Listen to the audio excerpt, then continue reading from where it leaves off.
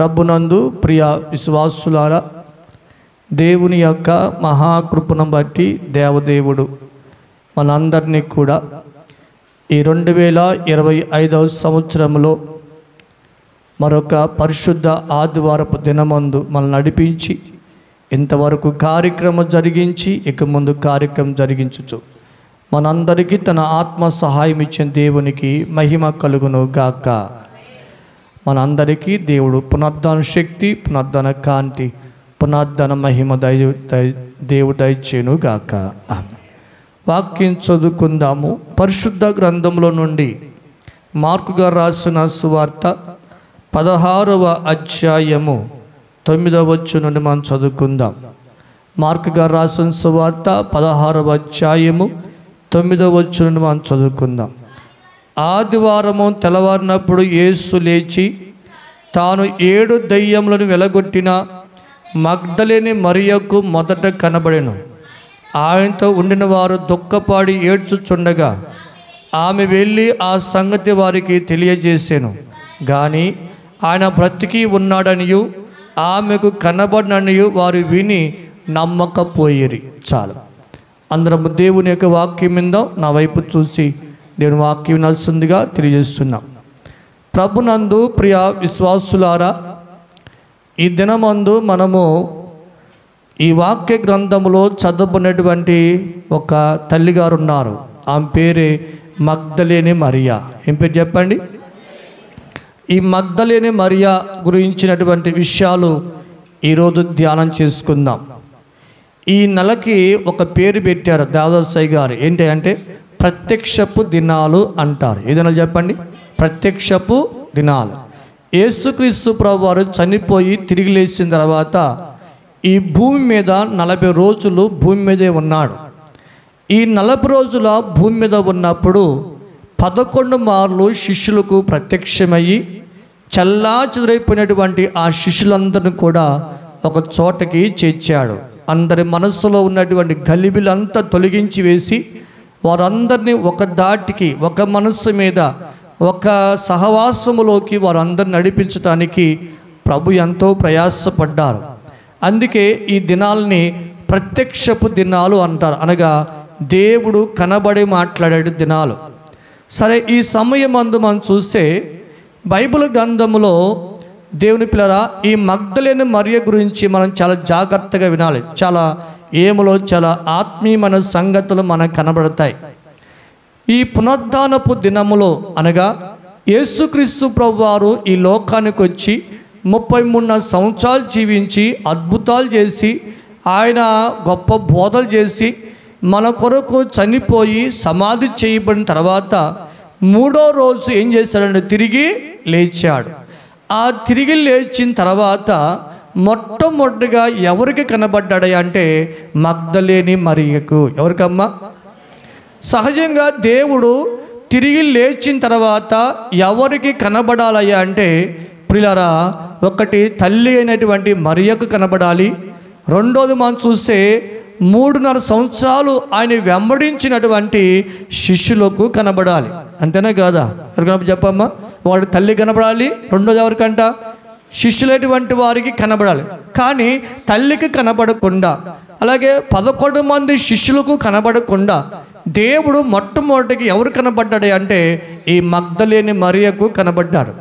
మగ్దలేని అంటే అర్థం ఏంటంటే వాళ్ళ గ్రామం పేరు. ఏం పేరు అంటమ్మా? మనం కూడా అంటాం నరవశారమ్మ అంటాం. అవునా కదా? అంటే ఆమె పేరు నరవ ఇంటి పేరు కాదు, అది ఊరి పేరు అంటాం. అట్లాగే పలానటువంటి చింతలపల్లె అని చెప్పి పలానా సుబ్బమ్మ అని చెప్పి అంటాం. కసనపల్లి సుబ్బమ్మ అని చెప్పి అంటాం. అంటే వాళ్ళకి పేర్లు ఎలా ఊరి పేర్లు కలిసినట్లుగానే ఆ రోజులో మగ్దలేని అనేటువంటి గ్రామమే ఈ మరియమ్మ గారి యొక్క ఊరు. అయితే మరియమ్మ గారికి మరొక పేరు ఉంది. ఏంటంటే 7 దయ్యములు ఎలగొట్టబడిన మరియా. ఏం చెప్పండి?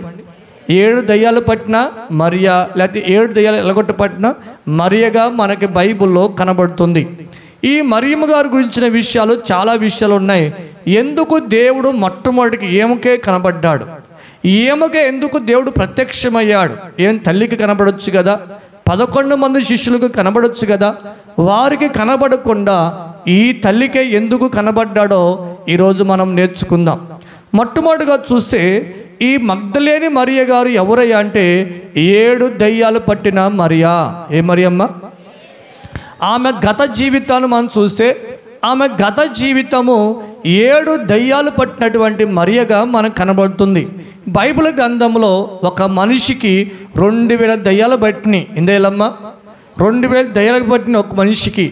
ఆ 2000 దయ్యాలు పట్టినటువంటి మనిషి యొక్క జీవితము ఎక్కడ ఉందయ్యా అంటే సమాధిలో ఉండి రాయితో ఒళ్ళంతా గీసుకుంటూ కేకలు వేసుకుంటూ అరుపులు వేసుకుంటూ ఒక పిచ్చోళ్ళలాగా ఒక తెక్కులోలాగా భయంకరమైన పరిస్థితిలో అన్నారు.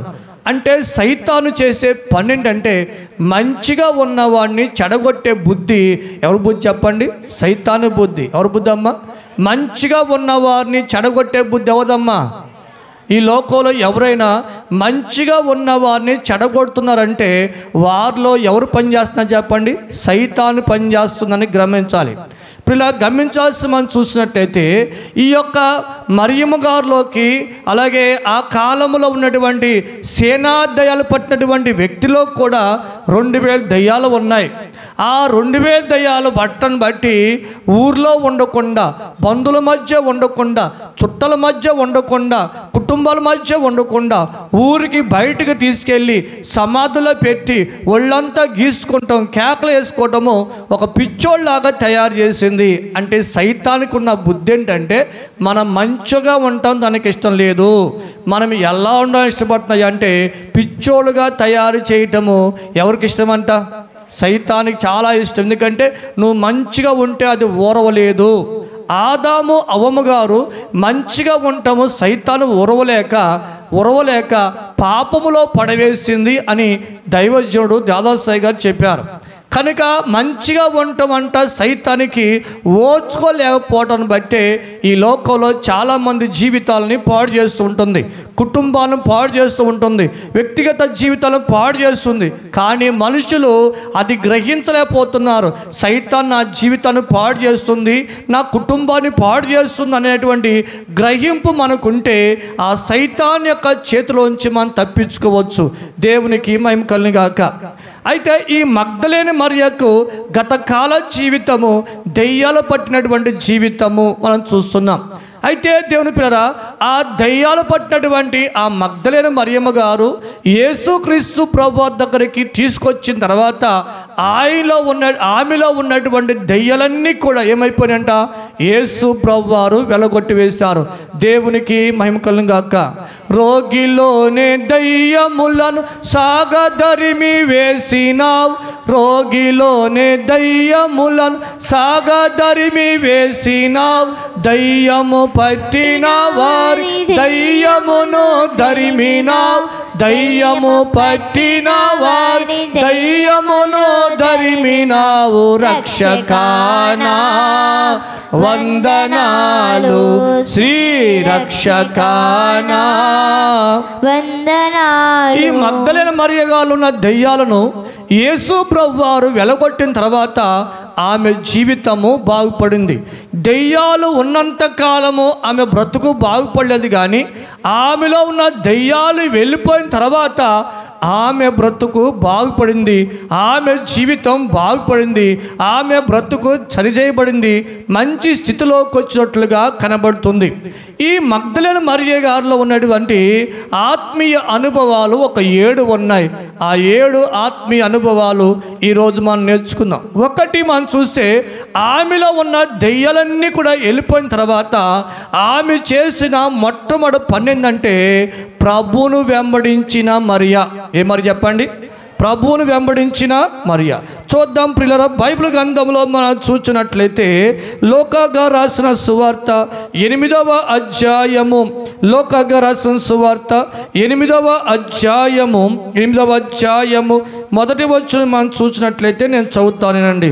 వెంటనే ఆయన దేవుని రాజ్య సువార్తను తెలుపుచు ప్రకటించుచు ప్రతి పట్టణములోను ప్రతి గ్రామములోను సంచారము చేయుచుండగా 12 మంది శిష్యులను, అపవిత్రాత్మలను, వ్యాధులను పోగొట్టబడిన కొందరు స్త్రీలను, అనగా 7 దయ్యములు వదిలిపోయిన మగ్దలేని అనబడిన మరియయు, హేరోదు యొక్క గృహ నివారకుడకు కూజా భార్యకు యోహన్నయు సుసన్నయు ఆయనతో కూడా ఉండిరి. దేవుని మహిమ కలుగును గాక. ఇక్కడ మనం చూస్తే ఎప్పుడైతే ఆమెలో ఉన్న 7 దయ్యాలు పోయినాయో ఆ పోగానే ఆమె చేసిన పని ఏంటంటే ప్రభువును వెంబడించే పని. ఎవరు వెంబడించేదమ్మా? ప్రభువును వెంబడించే పని. అంటే ఆమె బ్రతుకు బాగుపడిన తర్వాత, ఆమె స్థితి మారిన తర్వాత, ఆమె గతి మారిన తర్వాత ఆమె బ్రతుకును ఏం చేస్తుంది అంటే ప్రభువునే వెంబడించడం అనేది ఆమె నేర్చుకుంది. ఈ లోకంలో చాలామంది కూడా ప్రభువును బాగుపడ్డ వాళ్ళు, మనం బాగుపడ్డాం, లేక మారుమనస్సు పొందాం, బాప్తిస్వం పొందాం, లేక ప్రభు రక్తాలు తీసుకుంటున్నాం, దేవుని మందిరానికి వస్తున్నాము. మనము ఎవరు వెంబడించాలి? దేవుని వెంబడించాలి. ఎవరినమ్మా? దేవుని వెంబడించాలి. పిల్లరా, దేవుని వెంబడిస్తే దేవుళ్ళలాగా మార్చబడతామంట. ఎవరిలా మార్చబడతామంట? దేవుళ్ళలాగా వెంబడిస్తే ఏమవుతాం మనము? దేవుడు వెంబడిస్తే అంటే దేవుని యొక్క మార్గములో మనం నడిస్తే, దేవుని యొక్క మార్గములో మనం నడిస్తే చివరికి మన బ్రతుకులు కూడా ఎలా మారిపోతాయి అంటే దేవుళ్ళలాగా మారిపోతాం. అంటే బైబిల్ గ్రంథంలో ఒక మాట ఉందంటే మనమందరం అంట క్రీస్తు సారూప్యము మనలోకి వచ్చేసింది అంట. ఎవరు సారూప్యం అంట?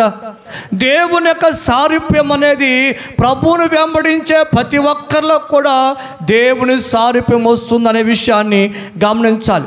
కాబట్టి ఈ మగ్దలేని మరియ చేసిన పని ఏంటంటే ప్రభువును వెంబడించినది. ఏం చేస్తామా? అలాగే ఈ లోకంలో కూడా మనము ఎవరిని వెంబడించాలి అంటే ప్రభువుని వెంబడించాలి. ఈ లోకంలో చాలామంది మనుషులు సినిమా యాక్టర్లైనటువంటి వారు ఉంటారు, వారిని వెంబడించే వాళ్ళు కొంతమంది ఉంటారు. ఒక చిరంజీవి పోలు నడిచే వాళ్ళు ఉంటారు, ఒక ఎన్టీఆర్ పోలు నడిచేవారు ఉంటారు, ఒక పవన్ కళ్యాణ్ పోలు నడిచేవారు ఉంటారు. కొంతమంది వాళ్ళు రాజకీయ నాయకులను బట్టి నడిచేవాళ్ళు, కొంతమంది సినీ రంగంలో ఉన్న వాళ్ళు పోల్చి నడిచేవాళ్ళు కొంతమంది. అయితే వారు ఎలాగుంటే వీరు అలాగే ఉంటారు, వాళ్ళు ఎలాంటి డ్రెస్ చేస్తారో వీళ్ళు అలాంటి డ్రెస్ చేస్తారు, వాళ్ళు ఎలాగో జీవిస్తే వీరు కూడా అలాగ జీవించడానికి ఇష్టపడతారు. కానీ మనం అందరము కూడా ఎవరిని వెంబడించాలి అంటే యేసు ప్రభు వారిని వెంబడించాలి. గట్టి చప్పట్లు కొడదాము. దేవునికి మహిమ కలుగును గాక. యేసు ప్రభు వారిని వెంబడించి కడ వరకు నీవు నీ జీవిత కాలం అంతయు, నా జీవిత కాలం అంతయు నువ్వు ప్రభువును వెంబడించినప్పుడు, ప్రభు యొక్క మార్గంలో నడుస్తున్నప్పుడు, ప్రభు యొక్క ఉన్నతమైన వాక్యానుసారంగా నడుస్తున్నప్పుడు మన బ్రతుకును దేవుడు ఏం చేస్తాడంటే క్రీస్తు వలె మార్చబడతాడు. దేవునికి మహిమ కలుగును గాక. యేసుతోటివిగాను పోదమా, అడ్డుగా వచ్చు వైరి గెల్వను.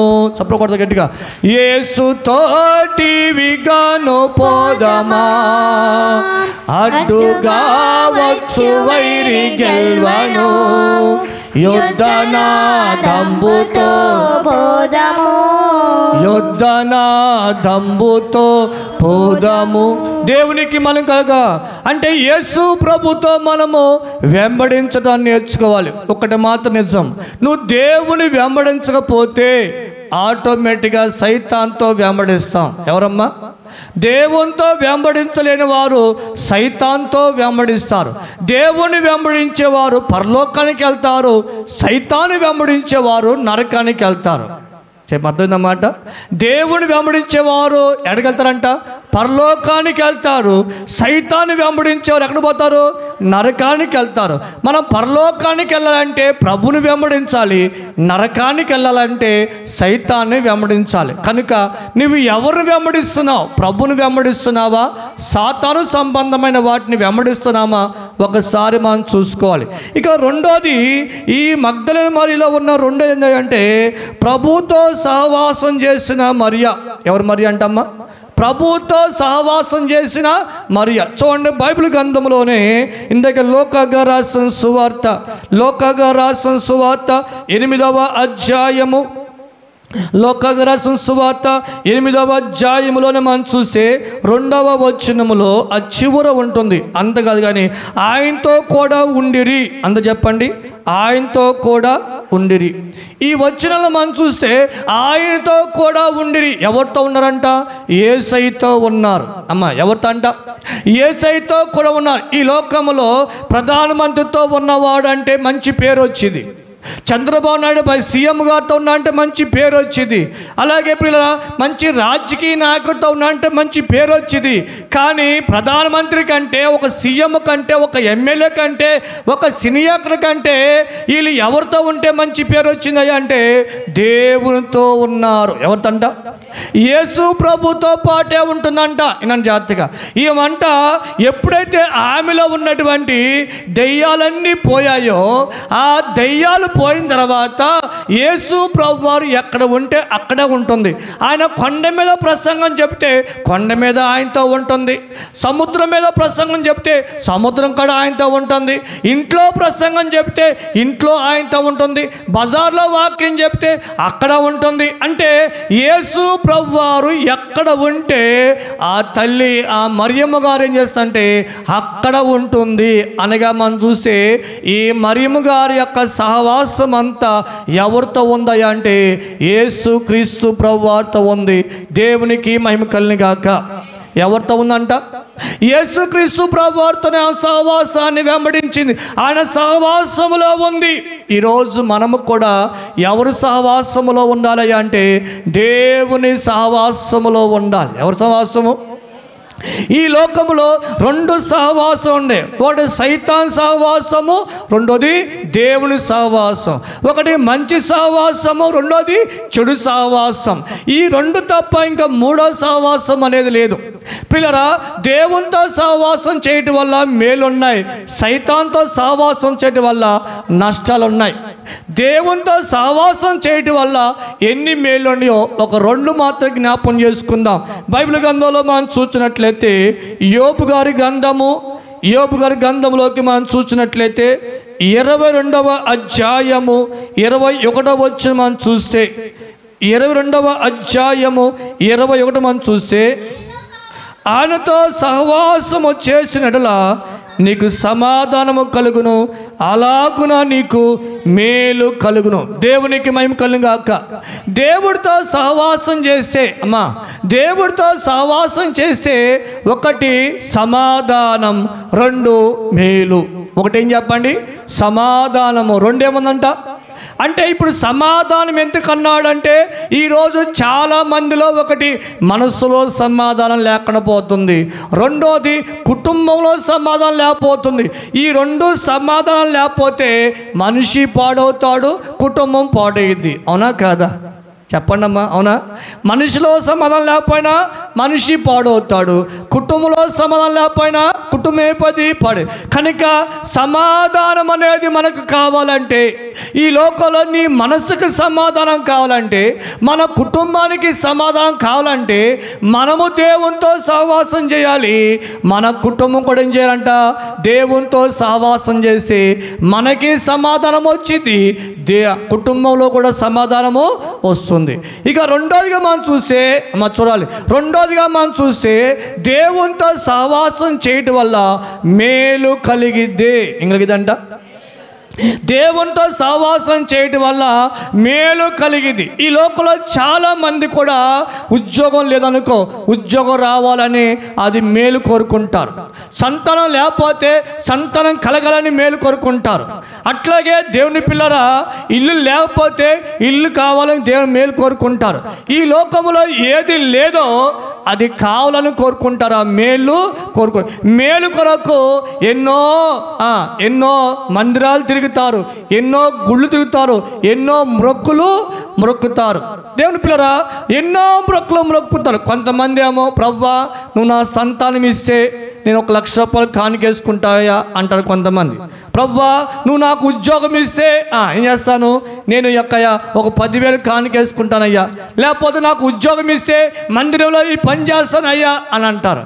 నేనైతే ఏమంటా అంటే దేవునికి లంచాలు ఇస్తున్నారు అనుకుంటాను. ఏం చెప్పండి? ఎవరు లంచం చూపిస్తున్నా చెప్పండి? ఇప్పుడు ఆఫీసులో పోయావనుకో, బ్రదర్ ఈ పని చేసి పెట్టు నీకు డబ్బులు ఇస్తా అంటారు. ముందే ఏం చూపిస్తారు? కొంతమంది అయితే డబ్బులు పైకి చూపిస్తూ ఉంటారు. ఈ పని చేసి పెట్టామన్నా డబ్బులు ఇస్తా, అయితే ముందే చేతులు పెట్టి ఈ డబ్బులు ఉంచు, ఇంకా కావాలంటే ఇస్తా, పని చేసి పెట్టు అంటే ముందు ఏం చూపిస్తున్నారు వాళ్ళు? చెప్పరేంటమ్మా? డబ్బులు చూపించి పని చేయించుకున్నారు. ఇప్పుడు ఆ అలవాటు ఎక్కడికి వచ్చింది చెప్పండి? చెప్పరేంటమ్మా? నేను చెప్పింది నిజమా అబద్ధమా చెప్పండి? మహిమరాజు అబద్ధమా కాదు? అట అంటే అయ్యా మొక్కున్నారే అంటే అట మొక్కోవడం తప్పు అంట. నేనైతే ఆ మొక్కోవడం తప్పు అంట. ఎందుకంటే నీవేదో ఉద్యోగం ఇస్తే 10,000 ఇస్తాను, పిల్లలు పుడితే నాకు ఇది ఇస్తాను అనేది ఎప్పుడు కూడా అనుకోకూడదు. నీ కృతజ్ఞత ఏందయ్యా అంటే దేవుడు చేస్తున్న మేలుని బట్టి కృతజ్ఞతగా ఇవ్వచ్చు, కానీ నువ్వు ఇది చేస్తేనే నీది ఇస్తా అని అన్నది పద్ధతి కరెక్ట్ పద్ధత కాదు. అంటే పిల్లల గమనించాల్సిన మనం చూస్తే, కానీ బైబిల్ ఏమంటుందయ్యా అంటే నీకు మేలు కలగాలంటే ఒక పని చేయమన్నాడు. ఏం పని చేయమన్నా అంటే ఏమి చేయగాక నాతో సహవాసం చేయి అనగా దేవుడితో ఏం చేయాలి చెప్పండి?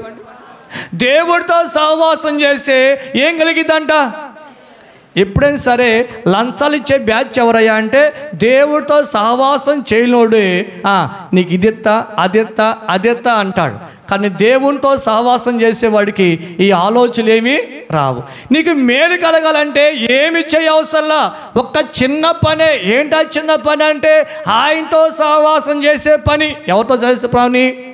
దేవుడితో సహవాసం చేయకపోతే మన జీవితాల్లో మేలు కలగవు. నువ్వు దేవునితో సహవాసం చేసావంటే ఎంత అసాధ్యమైన పని అయినా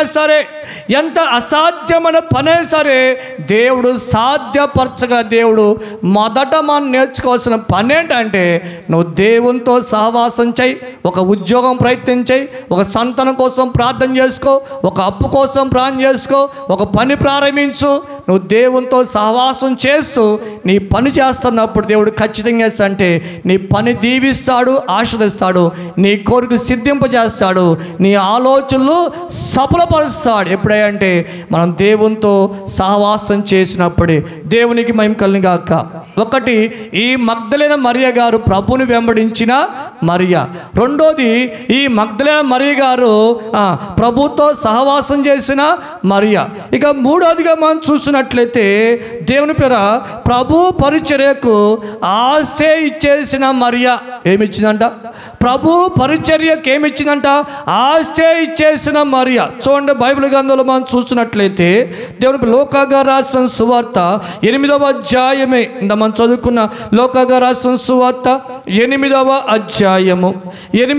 అధ్యాయములో మనం చూస్తే అక్కడ రాయబడినటువంటి చివరి మాట మనం చూద్దాం. దేవునికి మహిమ కలుగును గాక. 8:3 చివరి చూస్తే వీరును ఇతర అనేకులను తమకు కలిగిన ఆస్తితో వారికి ఉపచారము చేయించు వచ్చిరి. దేవుని మహిమ కలుగును గాక. మూడోదిగా మనం చేస్తే ఈ మగ్దలేన మరియ అందరితో పాటు తనకున్న ఆస్తి పాస్తులన్నింటిని కూడా అమ్మేసుకోనో లేకపోతే ఇచ్చేసో అన్నీ ఇచ్చి దేవుని వెంబడిస్తుంది. నేనేమంటా అంటే అన్నీ ఇచ్చేస్తే ఏమికేంటి చెప్పండి అమ్మ? అన్నీ ఇచ్చేస్తే ఏమో తినటానికి ఏంటి, అన్నీ ఇచ్చేస్తే ఏమో కట్టుకోవడానికి ఏంటి, అన్నీ ఇచ్చేస్తే ఆమె భవిష్యత్తులో ఏం తినిద్ది, ఏం కట్టుకునిద్ది, ఏం చేసేది? చాలామంది అంటారు అన్నీ ఇచ్చేస్తే మరికి నువ్వేం తింటావమ్మా అంటారు. అనరా లేదా? అన్ని దేవుడికి ఇచ్చేస్తే ఏం తింటావు నువ్వు, అన్ని దేవుడికి ఇచ్చేస్తే ఏం కట్టుకుంటావు అని అంటారు. కానీ ప్రియ విశ్వాసులారా, దేవునికి ఇవ్వటాన్ని బట్టి నేను అనేది మాట అంటే అదొక పెద్ద బ్యాంకు అంట. ఏం చెప్పండి అది? దేవుడు ఎవరు చెప్పండి? చెప్పండి అమ్మా. బ్యాంకులో వడ్డీ తక్కువ ఇస్తారు, కానీ దేవుని మాత్రం వడ్డీ చాలా పెద్దది. అడుగు వాటికంటే, ఊహించు వాటికంటే అత్యధికంగా. ఇంకా ఏమన్నాడంటే నా పరలోకపు వాక్యలు ఇప్పి పట్టంజాలంత కొమ్మరిస్తాను. ఎంతమ్మా? పరలోక వాక్యలు ఏమన్నా మనలాంటి ఇల్లా? చెప్పరేంటమ్మా? మన వాకిళ్ళు అంటే దర్వాజా, మన తలుపులు చిన్నవి, అవునా కాదా? పరలోక తలుపులు ఎంత పెద్దవి అంటే పట్టంజాలంత దీవులంట ఏం చేస్తా అంట కొమ్మరు. అంటే దేవుడు ఇచ్చేదే ఎక్కువ, మనం ఇచ్చేదానికంటే ఆయన ఇచ్చేదే ఎక్కువ. తనకున్న ఆశంతను కూడా చేసిందంటే ఇచ్చి వేసింది. అంటే ఆమె ఉద్దేశం ఏంటంటే నాకు యేసు ఉంటే చాలు, ఈ లోకంలో ఏది నాకు అక్కర్లేని ఆశ, నాకు యేసై ఉంటే చాలు. అందుకే దాదాసాయి గారు రాశారు, ఎవరు కావాలే నాకెవరు కావాలే, ఎవరు కావాలే నాకెవరు కావాలే, యేసు తప్ప బ్రతుకునందు ఎవరు కావాలే, యేసు తప్ప బ్రతుకునందు ఎవరు కావలే, ఏమి కావలే నాకేమి కావలే, ఏమి తప్పకుండా గట్టిగా నాకేమి కావలే, యేసులోనే అన్నియును ఇమిడియుండగా, యేసులోనే ఇమిడియుండగా, యేసులోనే సంపదలు ఇమిడియుండగా. అన్నీ ఉన్నాయంట, సంపదలు ఉన్నాయంట. ఎవరిలో ఉన్నాయంట చెప్పండి అమ్మా. ఒక యేసులో ఏమున్నాయి? అన్నీ ఉన్నాయి. నీకు కావాల్సినవన్నీ ఎక్కడున్నాయంట? యేసులో ఉన్నాయి. యేసులోనే అన్నీ ఉన్నాయి, సంపదలు ఉన్నాయి. ఆ యేసే ఉంటే ఇంకేం కావాలి?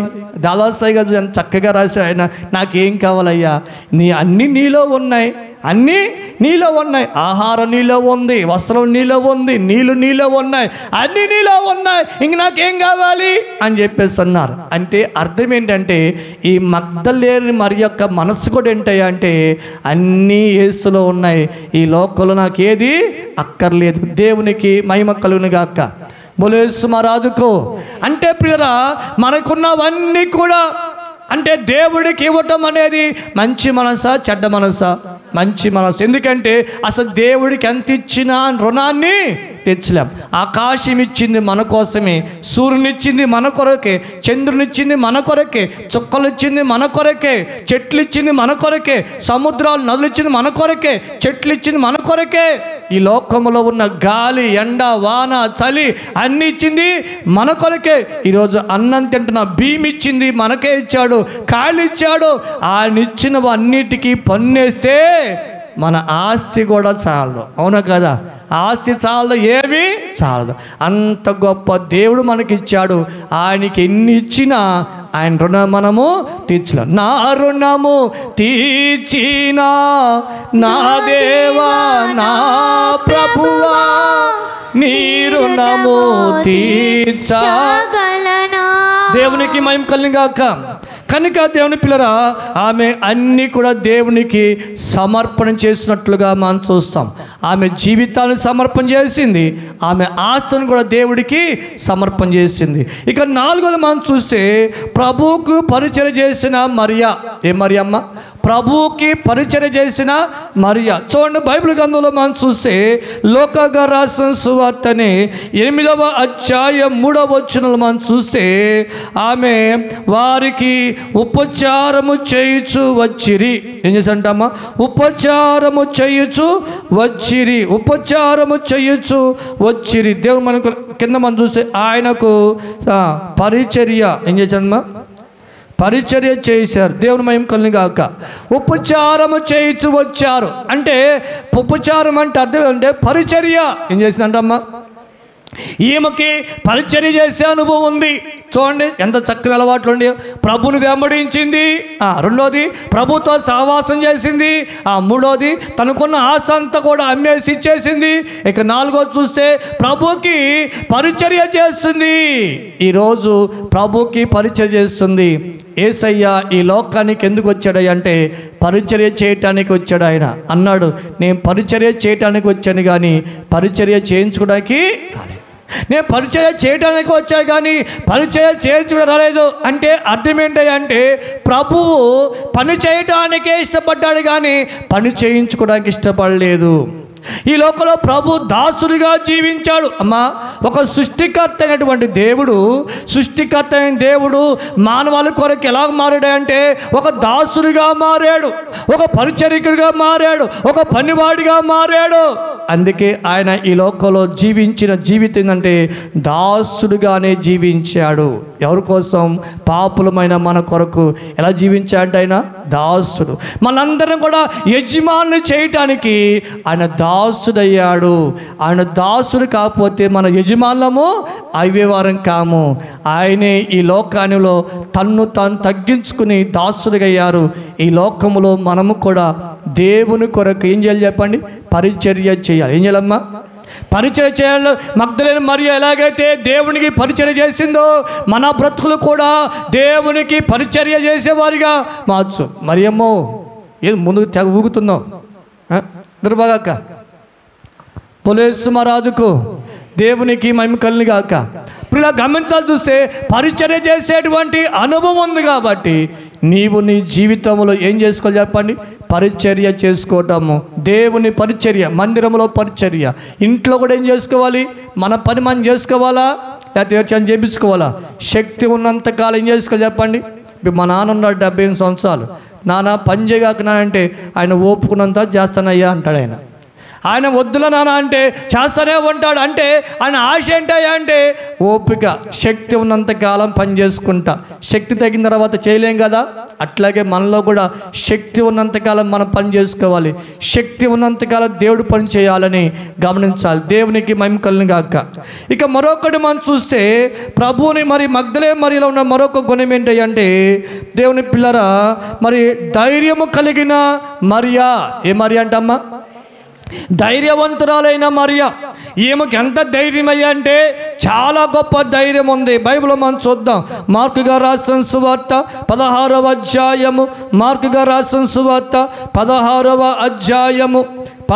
అధ్యాయము మొదటి నుంచి మనం చూస్తే, విశ్రాంతి దినము గడిచిపోగానే మగ్దలేనే మరియయు, యాకోబు తల్లి అయిన మరియయు, నేను చూస్తాను, సొలోమి వచ్చి ఆయనకు పుయ్యవలని సుగంధ ద్రవ్యములు కొనిరి. వారు ఆదివారం పెందల కడ లేచి బయలుదేరి సూర్యోదయమైనప్పుడు సమాధి వద్దకు వచ్చుచుండగా సమాధి ద్వారము నుండి మన కొరకు ఈ రాయి ఎవడు పొర్లించునని ఒకరితో ఒకరు చెప్పుకొనుచుండిరి. వారు వచ్చి కళ్ళెత్తి చూడగా రాయి పొర్లింపబడి ఉండుట చూచిరి. ఆ రాయి ఎంతో పెద్దది. దేవుని మహిమ కలుగును గాక. బోలేసు మహారాజుకు. ఇక మనం చూస్తే మగ్దలేనే మరియమ్మ గారికి ఏముంది అంటే చాలా ధైర్యం ఉంది. ఎంత ధైర్యం ఉందంటే నేను జాతిగా అమ్మ భయపడ్డ 11 మంది శిష్యులు, మగవారిగా పురుషువారిగా ఉన్నటువంటి ఈ 11 మంది శిష్యులేమో ఇంట్లో పోయి తలుపులు వేసుకొని బిగించుకొని భయపడుతూ ఉంటుంటే ఏమో మాత్రం ఏం చెప్పండి, బయటకు వచ్చింది. ఆమె కాకుండా ఆమెతో పాటు కొంతమంది అడ్డం పెట్టుకుంది. అమ్మ చూడండి, ఇంకా చీకటి ఉండగానే, ఏముండగా అమ్మ, చీకటి కొంచెం ఉండగానే దేవుని పిల్లరా, ఆ రోజు యేసు ప్రభు వారికి సమాధికి ఒక పెద్ద రాయి అడ్డం పెట్టారు. రెండోది ప్రభుత్వ వారు ముద్ర వేశారు. వేసారమ్మా, ప్రభుత్వ వారు సీల్ అంటాం కదా, సీల్ వేస్తారు, ముద్ర వేసేసారు. మూడోది కావలి వారు ఉన్నారు. ఎవరున్నారమ్మా? కాలువలు. ఇంత చూడండి దేవుని పిల్లరా, ఒకటి చీకటి, రెండోది మనం చూస్తే రాయి, మూడోది ముద్ర, నాలుగోది కావలివారు, ఐదోది మనం చూస్తే ప్రభుత్వం యొక్క భయం ఉంది. అయినా ఇవేవి పట్టించుకోకుండా, ఈ ఏటికి భయపడకుండా, అమ్మ రాయికి భయపడలేదు, ముద్రకి భయపడలేదు, కాలువారికి భయపడలేదు, ప్రభుత్వానికి భయపడలేదు. కానీ ధైర్యముగా ముందుకొచ్చి ఆమె వచ్చిందంటే ఆమెలో ఏముందంట? ధైర్యం ఉన్నది. ఏముందమ్మా? ధైర్యంబుగా నోండుము ఓ విశ్వాసి, ధైర్యంబుగా నోండుము. ధైర్యముగా ఉండాలి. ఈరోజు క్రైస్తవులమైన మనకి, దేవుణ్ణి నమ్ముకున్న మనకి ఉండవలసింది ధైర్యమా, పిరికితనమా? ఏమన్నా చెప్పండి. యేసు ప్రభు నమ్ముకున్న వాళ్ళకి ధైర్యం ఉండాలి, కానీ ఏముండకూడదు? పిరికితనం ఉండకూడదు.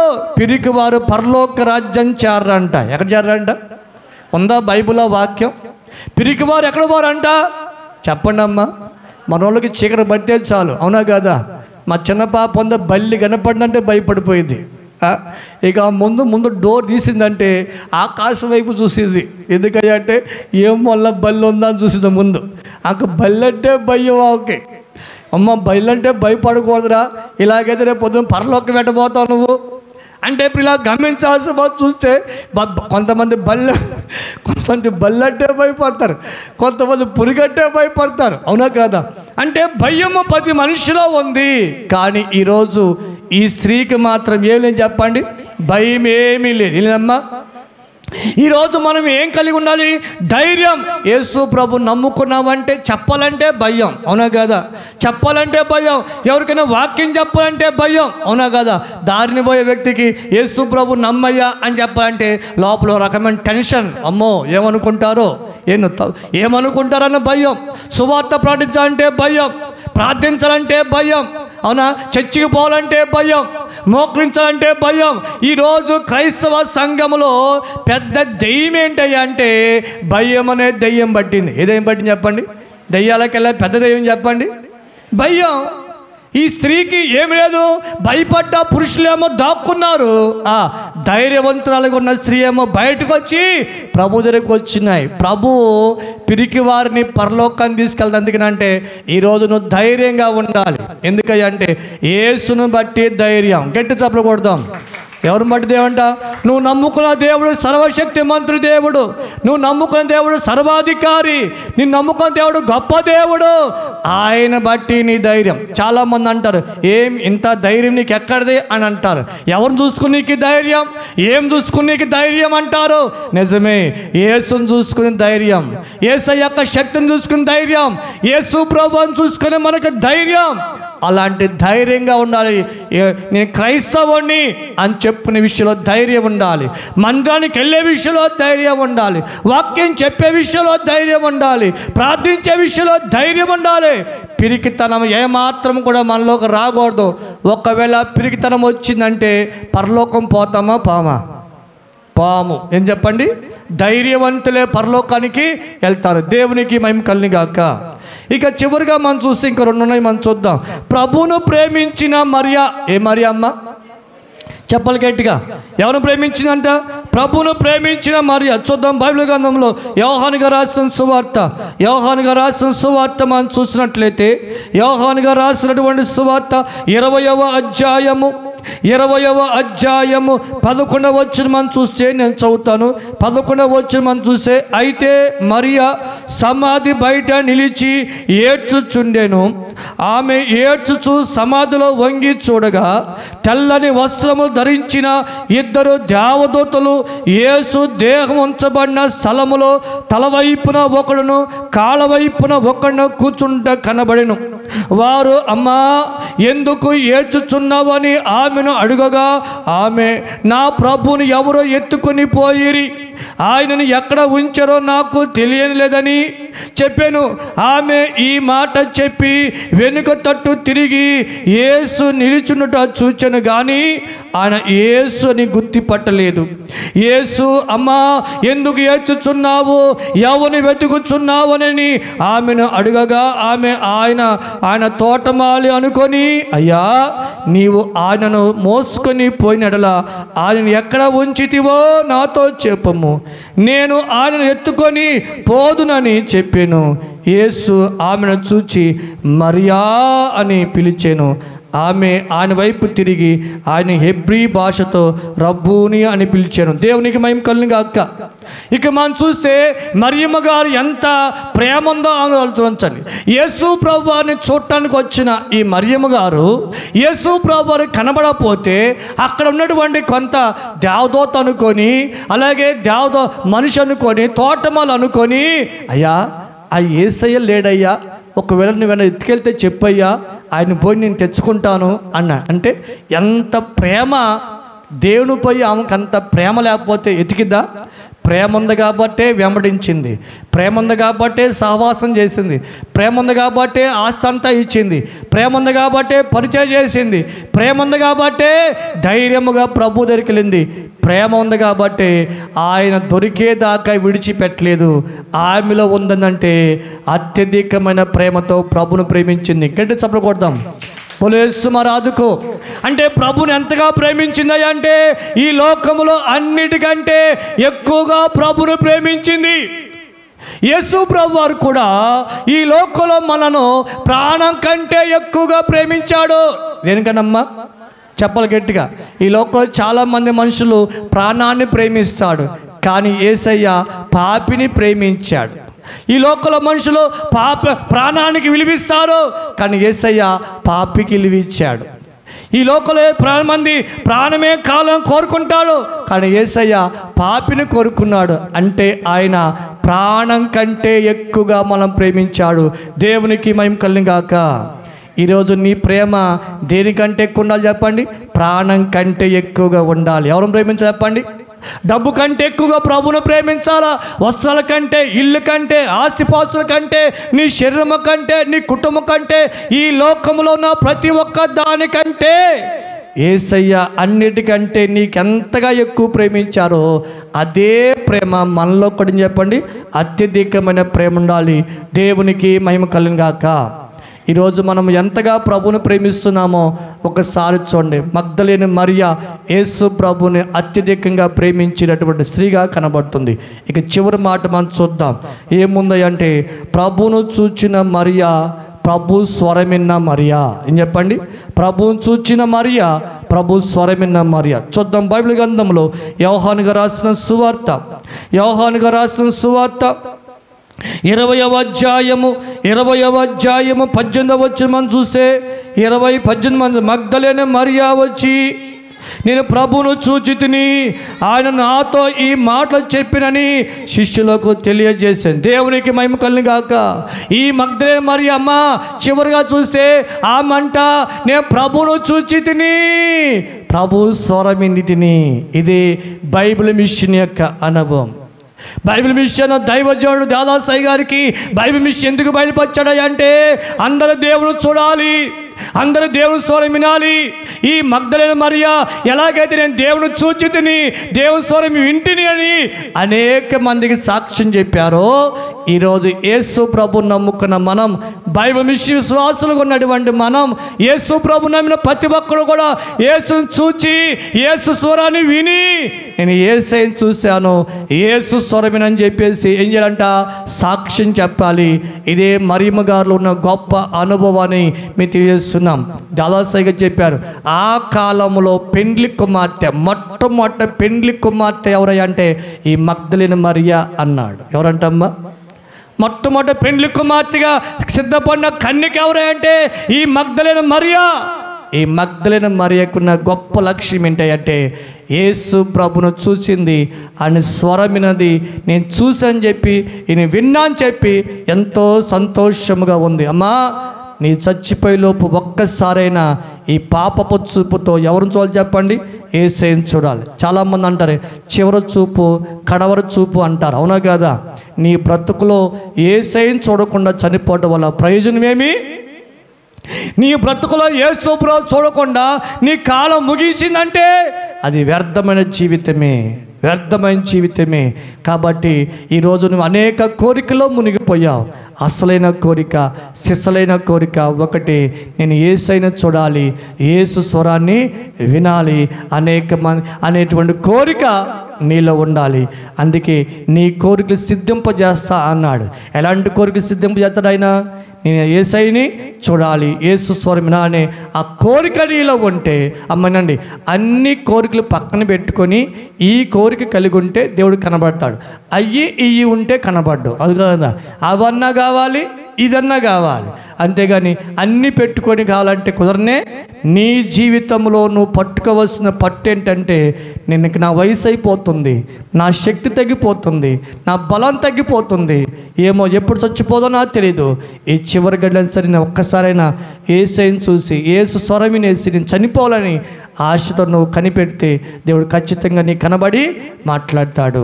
అట్టి భాగ్యాన్ని ప్రభు మనందరికీ దయచేయును గాక. ఆమేన్. దేవుడి మాటలను దీవించును గాక. ఆమేన్. దేవుడు మనందరికీ మగ్దలేని మరియ యొక్క అనుభవాన్ని, మగ్దలేని మరియ యొక్క అనుభవం, ఆ మరియమ్మ గారు ఎలాగైతే ప్రభుని వెంబడించిందో, ప్రభుతో సహవాసం చేసిందో, ప్రభు కొరకు ఆశంతా ఇచ్చిందో, ప్రభుకి పరిచర్య చేసిందో, ధైర్యవంతురాలుగా ఉందో, అలాగే ప్రభుని అధికంగా ప్రేమించిందో, అట్లాగే ప్రభువుకి ఎలాగో చూసిందో, స్వరమిందో, అట్టి అనుభవాలతో ప్రభు మనల్ని నింపునుగాక. ఆమేన్.